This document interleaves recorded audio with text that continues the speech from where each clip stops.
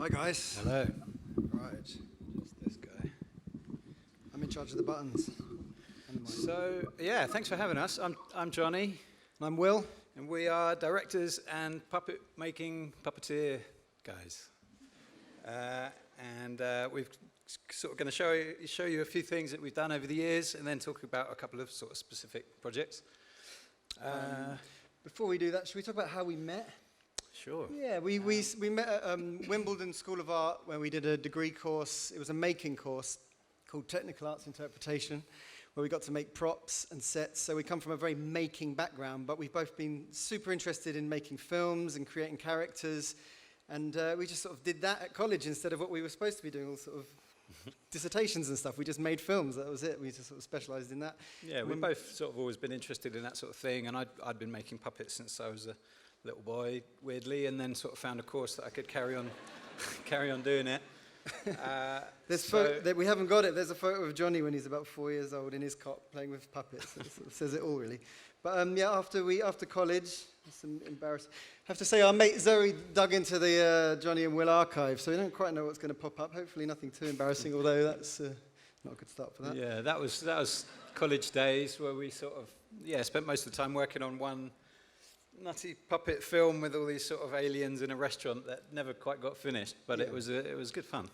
Yeah, and when we left college, we set up a little kind of production company, just making weird films and exploring, creating characters and doing in-camera techniques at a point where everything was CGI and everyone said, you're in the wrong business there, what are you doing puppets for? You've got to be doing sort of computer animation and creating things in CGI. But we sort of stuck to our guns and always liked that handcrafted, handmade feel. Designing characters and trying to see what we could do with the magic of like in-camera trickery. There's us dressed as weird blue ninjas, which we spend quite a lot of time dressed up as. Unnecessarily, it turns out. We can always judge a post guy by whether they get us in that or not. But yeah, as Will said, we always like the kind of handmade side of things and feel like it's always got a sort of charm to it where you can sort of tell that it's kind of handmade and in-camera stuff. But we've always been drawn to that. Yep. So, yeah, so since we were kind of at college and things, and then we shared a studio together and made little weird films and things, and kind of gradually wormed our way into various art departments and working on music videos and adverts and things. And sort of got in with Blink Productions, and then ultimately got signed as directors with them, because we were always kind of going on about our own ideas and things we wanted to do. That's a good point. We've ended up working in advertising that pays the bills, and it's great, and we've got to explore and meet loads of people and do loads of interesting things that we'd never normally get to. It's a really nice world to be in when you're sort of coming up with ideas, but we've always had an eye on just doing our own stuff. That's always been the sort of aim, isn't it, really? That sort of writing things and creating characters ourselves. We've got together a little taster reel for you guys. Do you want to put that on so you can see some of the stuff we've been up to over the last few years?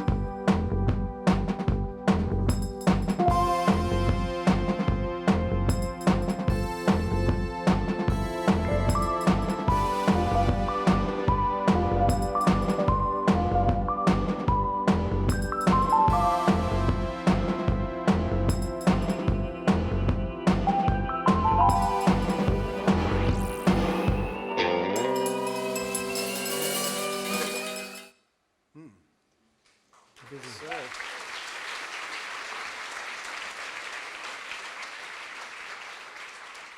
thank you.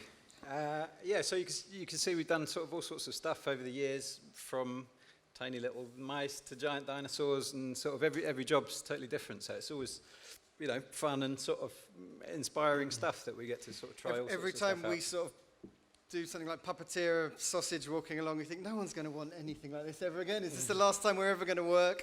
We've just been so lucky, and the phone will ring and we said we need another sausage to walk across. So it's always luckily been it's so sort of niche that we've been really busy, which is we're appreciative for. But it's been fun.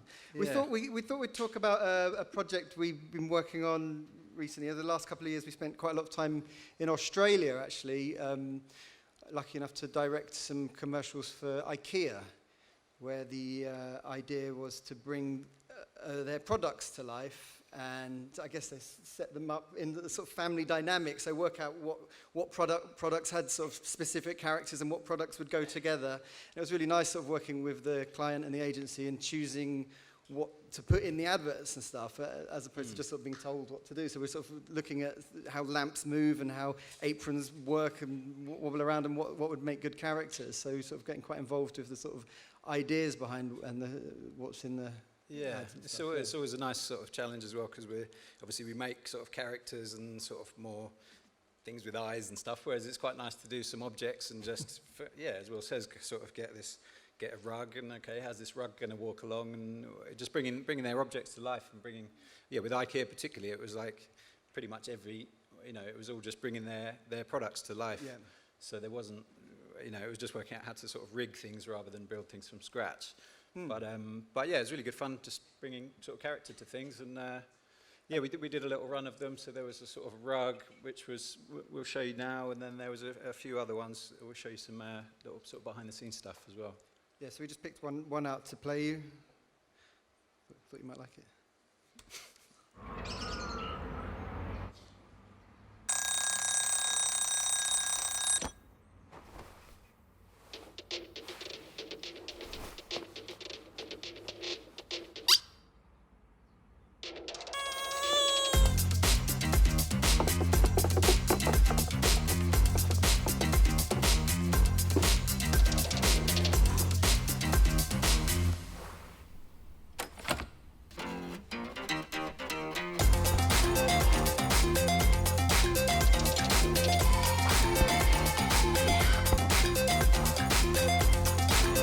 The best day is the everyday. IKEA. So yeah, it was good fun. We've ended up doing quite a lot of that, where we sort of bring objects to life, although we sort of, make characters as well with eyes, as Johnny said. But it's sort of, they seem to be quite a sort of thing that keeps coming up, little isn't it? niche thing. The idea of bringing objects to life and putting character into them. Yeah, and so with jobs like this, with advertising things particularly, we're often in the sort of pitching process, we'll, because it's quite a quick fire way of doing things, or the way that we do things, sort of making things and sort of fabricating stuff, it's quite quick to knock things together.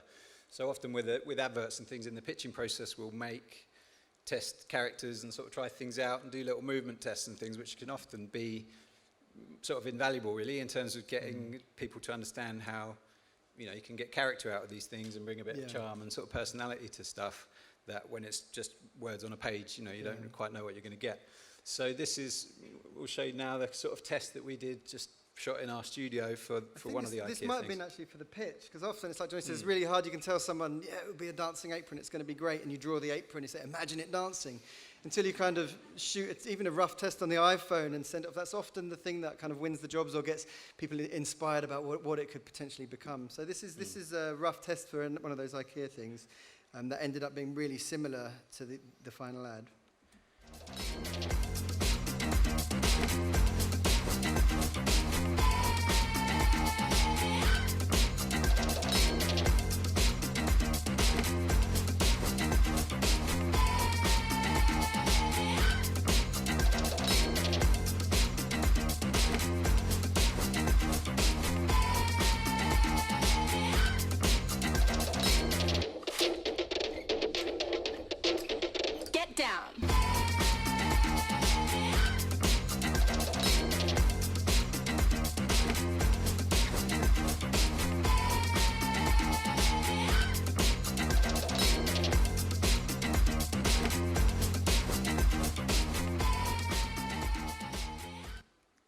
So that's sort of super crude, but they really gave the agency a sense of like potential and stuff. So it's nice, always a nice process. We call those, when we do map out our ideas and it's very rough, we've coined the term shitomatics, which is all something we can't live without that now. That's a big part of the process.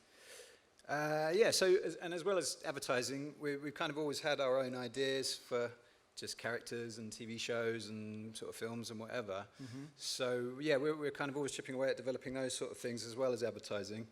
And one thing that we're sort of doing at the moment is we've got a commission for the BBC to make some little shows for kids, basically, for iPlayer, which is stuff that we've been sort of writing and making, and we just sort of like doing it all, really. So we're sort of working on that at the moment, but unfortunately we can't sort of show you anything or tell you anything about it.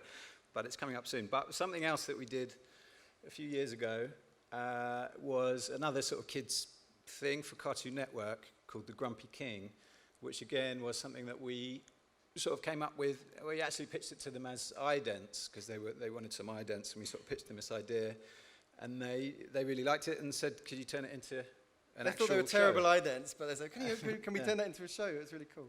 So, yeah, we got to, it was like a dream project, really. We got to sort of write it and come up with the stuff and make the puppets and sort of, do everything, really. So there's a few behind-the-scenes shots here.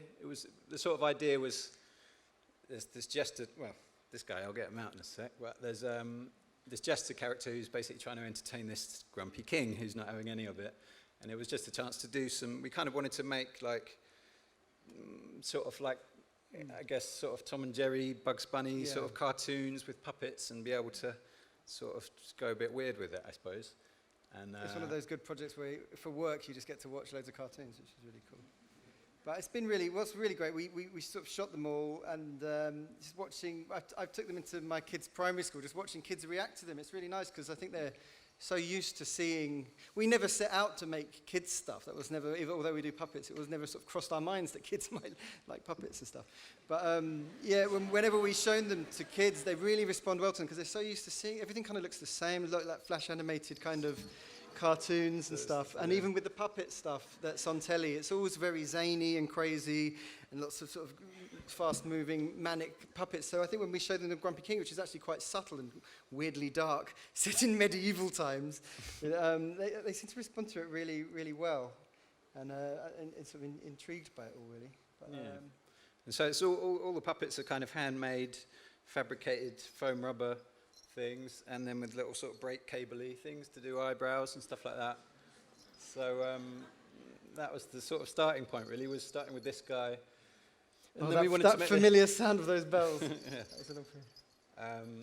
So he was the kind of main guy, and then we liked the idea of the king being quite big and powerful and this big presence. So he ended up being pretty massive, really, and we had sort of real hands in his hands, so he could pick things up, and that in turn meant that he was pretty big. That's supposed to be a video.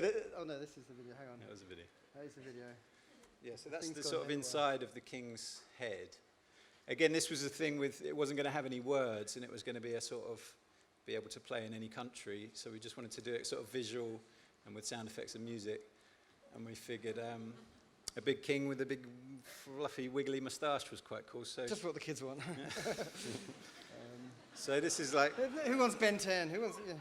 So it's all very sort of handmade, and we always find with puppets and things, the more hands-on you are, the more sort of sensitive the performance is, really, I guess. So that's true. We've spent years simplifying things down to literally a sock. Yeah. Where you start with a million eyebrows and eyelids that move and things like that, and it's the simpler is always on screen, the better. It always seems to be that way with what we like doing. Yeah. So with this guy, this thing here that looks pretty weird is the inside of the king's head. So he's basically me, just sort of, well, not with this guy on my hand, but with one hand up here and the other hand here, and thumb sort of controlling his eyes. So the fingers sort of do his brows, and then the other fingers do his moustache. Cool. And it's all very sort of hands-on and I'm not doing the simple. button pressing very well, am I? This is the only bit of making of footage we got, so I'm just going to keep playing this weird thing that makes no sense to anyone. Just these eyes, it's great. Do you want to see that again? No. So we'll sort of wrap up now, but we'll play you an episode of The Grumpy King. They're only short, and we picked this one out because we really liked it. It's about, you'll see what it's about. And it got nominated for a Children's BAFTA.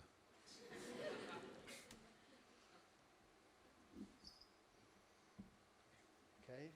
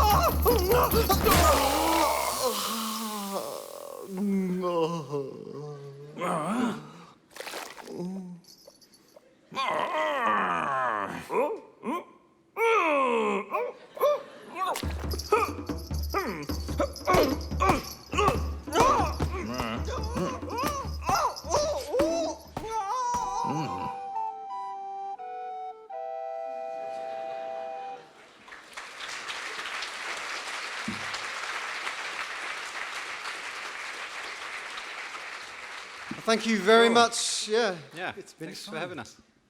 Great. Good night.